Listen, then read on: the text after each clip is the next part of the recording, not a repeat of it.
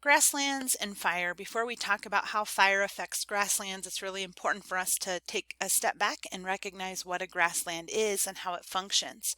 First of all, a grassland is exactly what it says it is. It's a system dominated and named for the grominoid species on the site, or the grass-like species.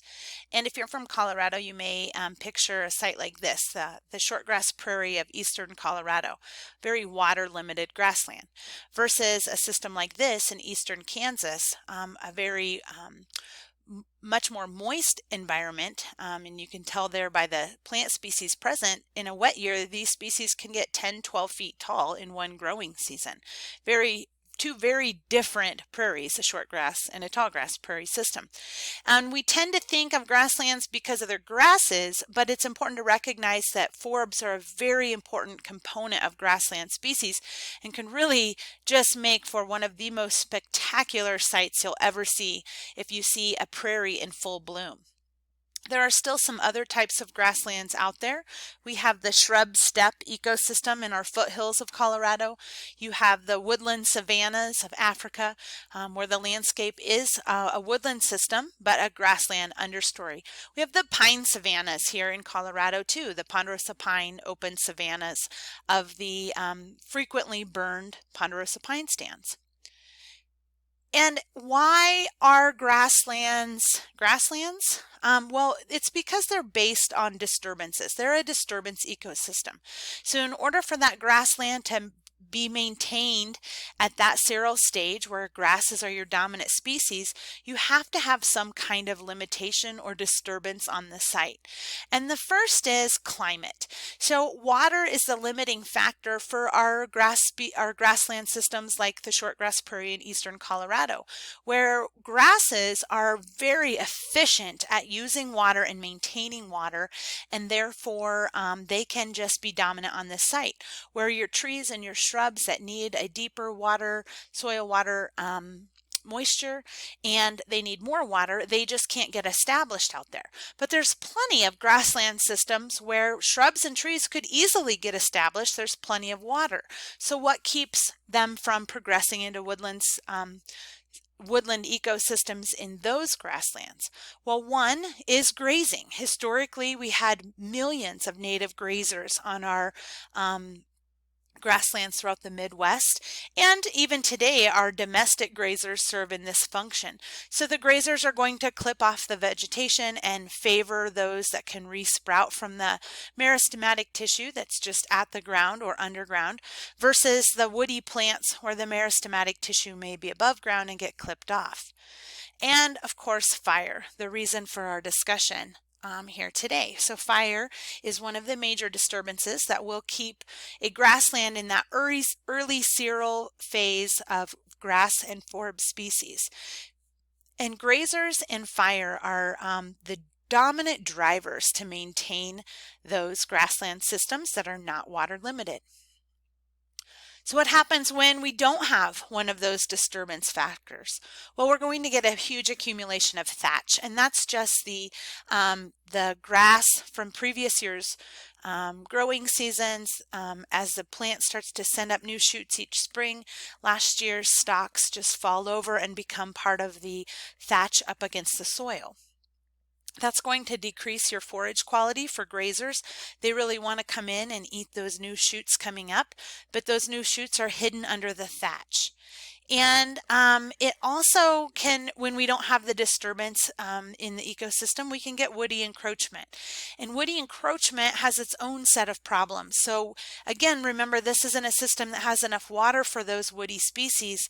And so they become established. They can then take over, shade out grass species that want more sun.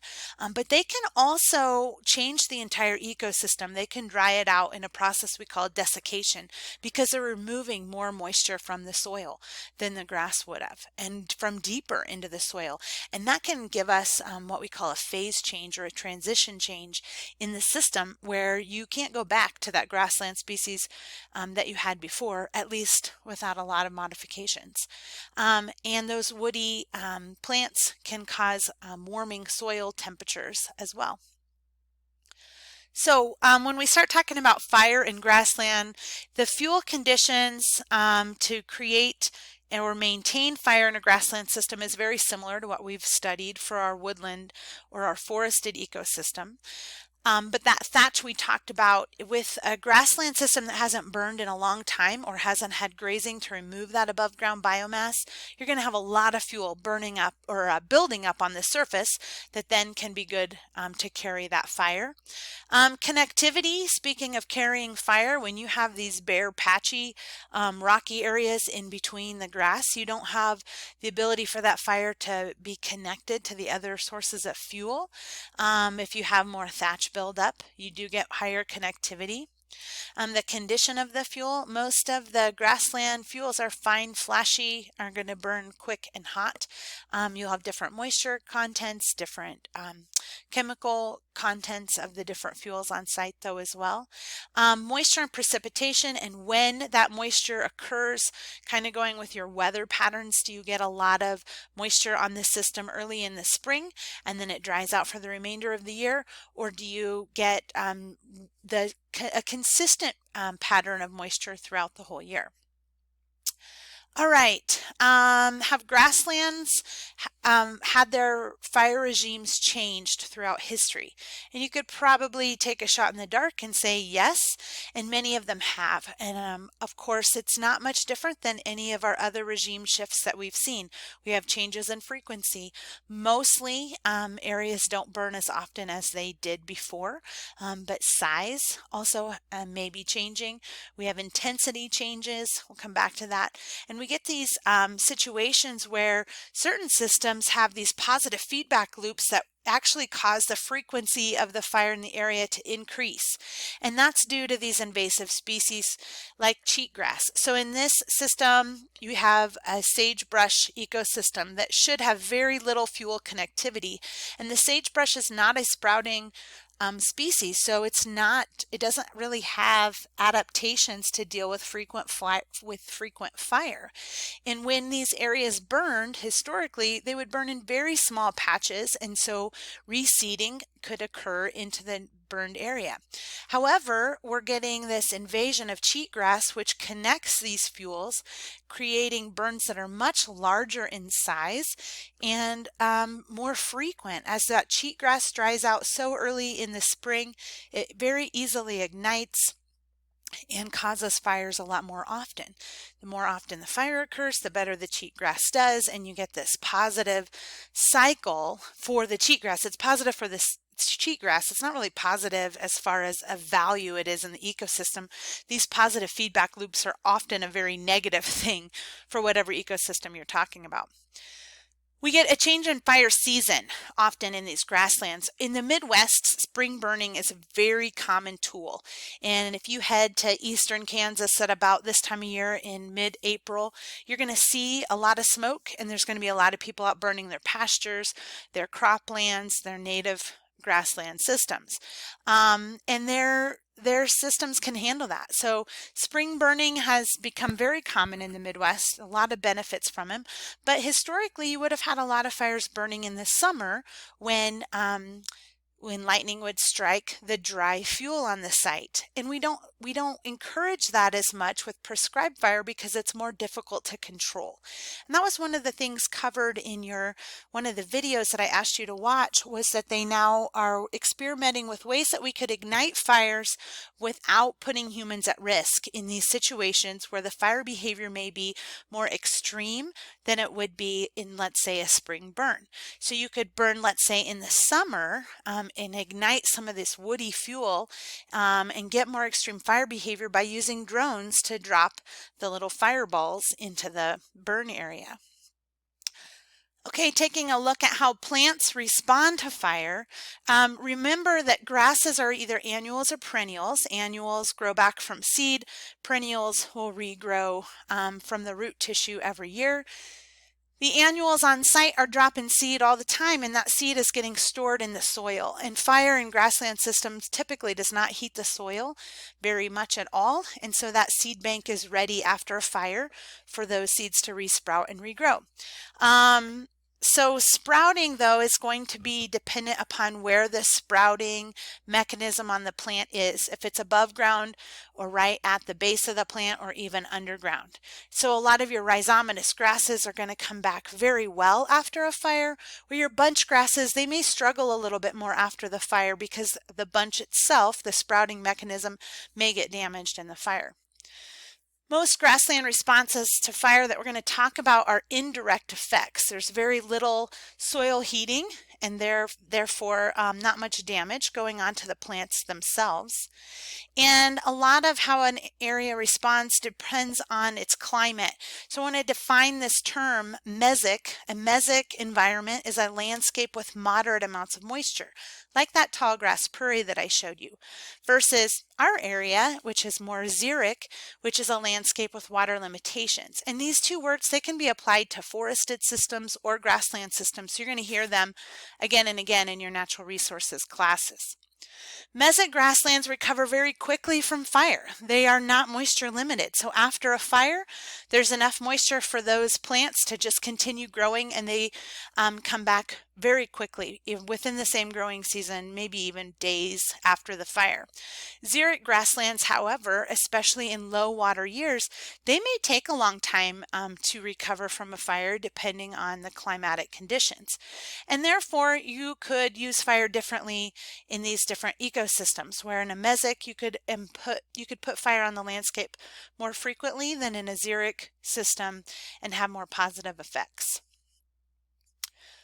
So how do these systems respond to fire? Timing really matters with grassland fires. So if you burn in the spring, you're going to actually increase your total plant productivity, especially for your warm season grasses. So remember, you have C3 grasses and C4 grasses. Your C4 grasses are better at managing water loss and not losing as much water in photosynthesis.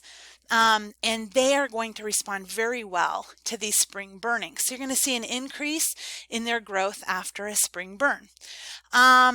You are going to see a reduction in that thatch in the plant detritus.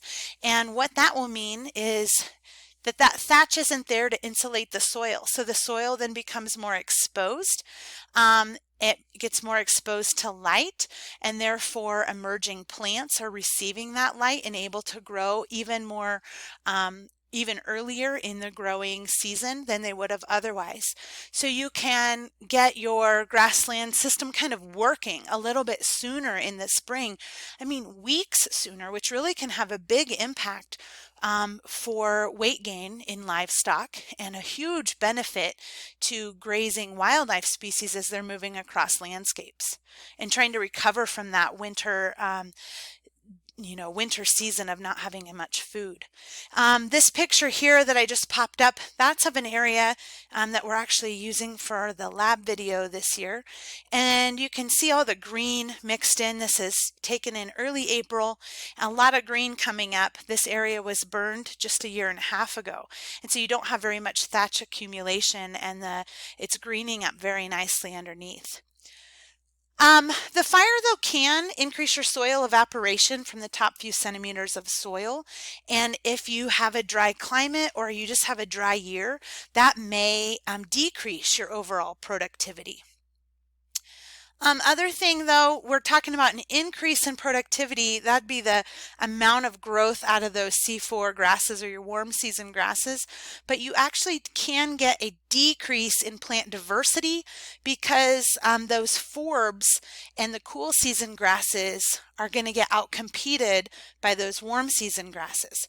However, if you have something or someone munching on those warm season grasses to keep them knocked back, then this impact is mitigated. So grazing can be very beneficial there.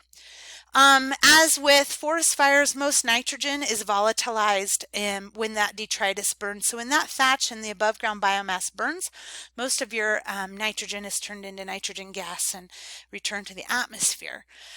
So you get these systems that really favor the plants that can handle low amounts of nitrogen in the soil, such as those warm season grasses, and also why they do so well and after the fire.